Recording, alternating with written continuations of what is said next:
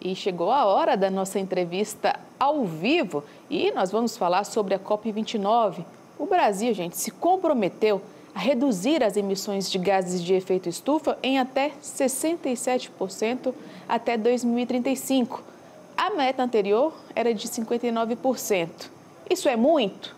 É pouco? Quem vai explicar para a gente todos os detalhes e os desafios desse compromisso é o Marcelo Rodante, advogado especializado em políticas públicas. Marcelo, bom dia, bem-vindo. Muito obrigado, bom dia, satisfação estar aqui com vocês. Marcelo, para a gente começar, é uma meta de fato ambiciosa? É mais do que o esperado? É menos do que o esperado? Me conta. Essa sua pergunta ela é difícil resposta, porque assim, se a gente for analisar o Observatório do Clima, ambientalistas que estão antenados com as questões globais, eles vão dizer que essa meta ela precisava ser mais alta ainda para a gente conseguir conter o problema do aquecimento global, deveria ser maior ainda a meta. E há quem entenda que, na verdade, a meta ela é ambiciosa, né? Mesmo ela não sendo, falam 90% de redução para a gente conseguir atingir lá o que precisava no Acordo de Paris. Mas falam que 67% é uma meta ambiciosa e é uma meta que, se o Brasil conseguir implementar, ele vai fazer a sua contribuição na questão da mitigação do ponto de vista global. Mas é importante explicar para todo mundo, e a gente precisa entender a realidade dos fatos. A gente mede pelo PRODES, pelo DETER, desde 2004, desde 2005, as emissões que o Brasil produz. Então, a gente precisa entender que existe uma emissão bruta de gases de efeito estufa, existe uma capacidade de remoção desses gases de efeito estufa e existe uma emissão líquida. Essa emissão líquida é que a gente tem que prestar atenção. Em 2005, que é a base de referência para esses projetos, o Brasil ele emitiu 1,9 bilhão de toneladas, 2 bilhões de toneladas de gases de efeito estufa. E a gente for comparando os anos seguintes, o Brasil, com implementação de algumas políticas públicas e alguma atenção em relação a esse assunto, veio diminuindo essas emissões. Não foi muita diminuição, a gente conseguiu diminuições em um ano de 10%, outro de 14%. Em 2012, a gente conseguiu 40% de diminuição, foi um ano meio recorde em relação a essa diminuição. E depois voltou a subir. Então, veio subindo, mas não chegou àqueles 2 bilhões efetivamente de 2005, mas não teve uma redução muito grande. Então, quando a gente diz que o Brasil, em 2035, vai conseguir reduzir até 67%, a gente está falando de uma redução muito grande. Então, assim, o nosso histórico não demonstrou essa redução. O nosso melhor índice chegou a 40%. Então, a gente precisa de uma política muito forte, precisa de muitos incentivos financeiros, precisa de financiamento verde, precisa de muita conscientização, precisa de muita política pública nos estados, precisa de alinhamento entre setores e precisa que as pessoas compreendam a importância dessa redução para a gente não ter problemas climáticos extremos com o aquecimento global subindo de 1,5 para cima. Então, essa é a questão. Então, o Brasil está tentando produzir o seu plano clima. Existem vários setores que precisam ser muito incluídos nessa questão, né? Quando a gente fala no agronegócio, na pecuária, no plano ABC+, por exemplo, são questões que precisam ser tratadas. No Brasil, diferentemente de outros países, o nosso principal fator de emissão...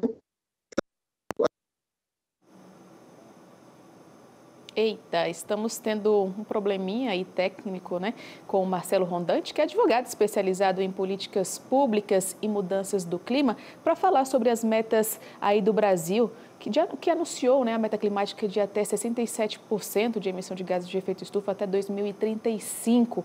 É super importante debater esse tema, ainda mais, gente, que está tendo a COP29 lá em Baku, no Azerbaijão. Daqui a pouco, então, a gente deve voltar com o Marcelo para trazer mais essas informações e explicar quais são os desafios do Brasil e como é que a gente vai conseguir assumir, né, de fato, assumir e colocar em prática esse compromisso aí até 2035. O que precisa ser feito para o Brasil alcançar esses números? É tudo isso que o Marcelo vai responder para a gente. Temos o Marcelo, gente?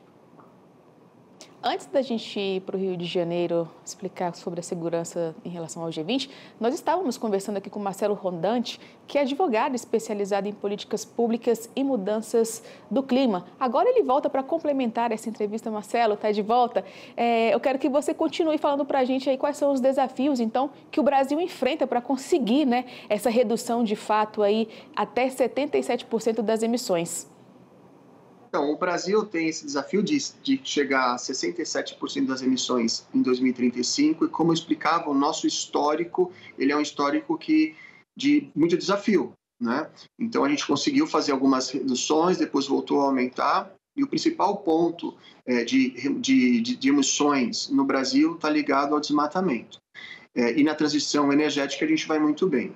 De modo que a gente precisa continuar investindo em políticas públicas, em conscientizações, nesse mercado de carbono, que é um mercado de incentivo financeiro para a preservação, para o restauro florestal, e a gente precisa conjugar esforços, porque a nossa meta ela é alta, 67% em relação a 2005, é uma redução grande. A gente teria que emitir ali, falam mais ou menos uns 800 milhões de toneladas líquidas para a gente bater essa meta.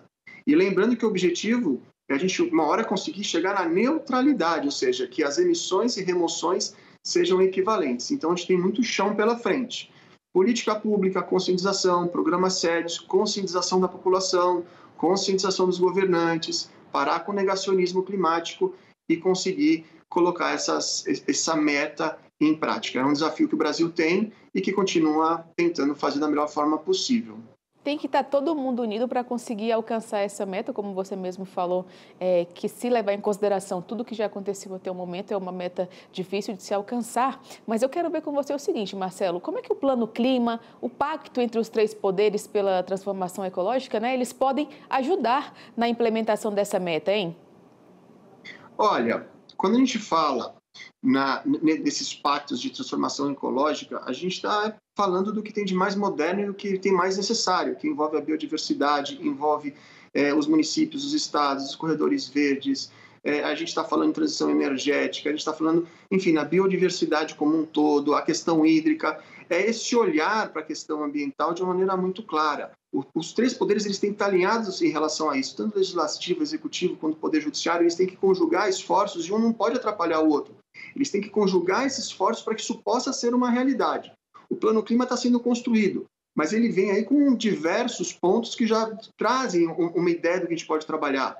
Como eu falava, o plano ABC+, na pecuária, a questão da junção da floresta com o agro, a questão do sistema de comércio brasileiro de emissões, que está sendo discutido no Senado, como que isso pode ajudar na questão do trap and cage, em relação a alguns determinados setores, o mercado voluntário de carbono, o jurisdicional, como que a gente vai efetivamente lidar com essas matérias e em que ponto a gente vai chegar em termos de legislação, de política pública e de prática, de ação, né? Como é que os governos vão efetivamente implementar e dar efetividade a essa melhora na fiscalização, a esse investimento. A credibilidade do Brasil internacionalmente é muito importante. Com a implementação desses planos, aí você pode conseguir mais investimento. E a COP29, que a gente falava, é um palco no momento para discutir financiamento internacional, que os países desenvolvidos apliquem mais recursos nos países em desenvolvimento para que eles possam efetivamente ter esse combustível econômico para implementar esses planos todos. Sem esse financiamento, a gente não vai conseguir bater essas metas. Nenhum país em desenvolvimento vai conseguir bater metas se não tiver um auxílio verdadeiro, um recurso verde que venha muito bem aplicado para essa transição toda. Agora a gente está falando de políticas públicas, falando de financiamento. Eu quero que você explique um pouco melhor como é que o papel do setor agropecuário pode desempenhar, né? Qual papel, na verdade, ele pode desempenhar para o cumprimento dessa meta e quais são as adaptações necessárias para isso, hein, Marcelo? Você tem essa questão da sustentabilidade, do desenvolvimento sustentável. Não tem jeito, o agronegócio, a pecuária é um setor altamente poluente em termos de emissão de gás de efeito estufa. Né? Você precisa fazer uma expansão de área, então você faz um desmatamento, você usa o solo, você faz o corte, você faz a emissão. Tem a questão da pecuária, tem a questão do gado, né? Então, assim, isso tudo gera, o metano que é gerado pelo gado, isso tudo precisa ser compensado com alta tecnologia, com planos que cuidem mais do solo, que agreguem a questão da floresta, que agreguem novas inteligências e novas tecnologias para que a gente tenha uma diminuição na sua emissão, com base em grande parte em tecnologia e projetos sustentáveis, para a gente continuar fazendo esse desenvolvimento que é tão importante.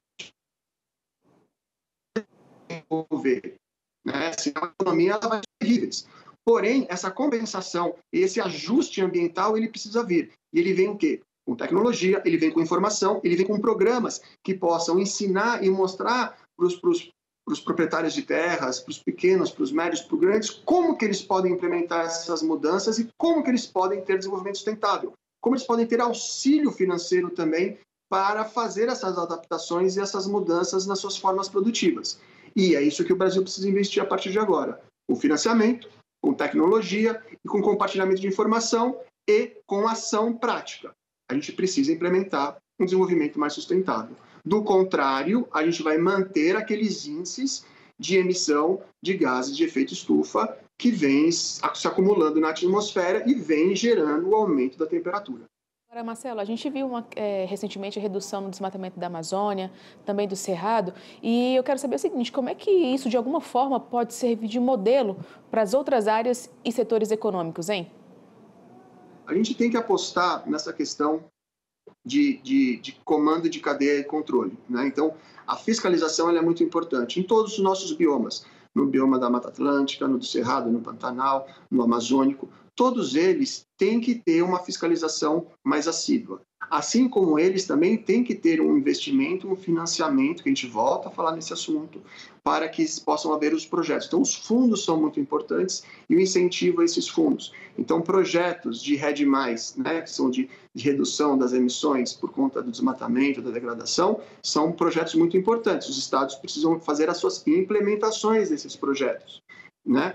Então, assim, isso vem como? Vem com interesse político, vem com investimento e esforço para a implementação, para a conservação. A gente precisa ampliar as nossas áreas de concessão para reflorestamento. Ou seja, o particular ele precisa vir fazer investimento, ou o governo fazer investimento em reflorestamento. E essa conta ela tem que funcionar. Então, assim, usando esses modelos, né, que a gente aplica na Amazônia, em outros, no Cerrado e na Caatinga, a gente vai conseguir ampliar para todos os biomas. Óbvio que o bioma amazônico ele é mais interessante porque ele tem uma biomassa muito maior, ou seja, ele tem uma capacidade de remoção muito maior.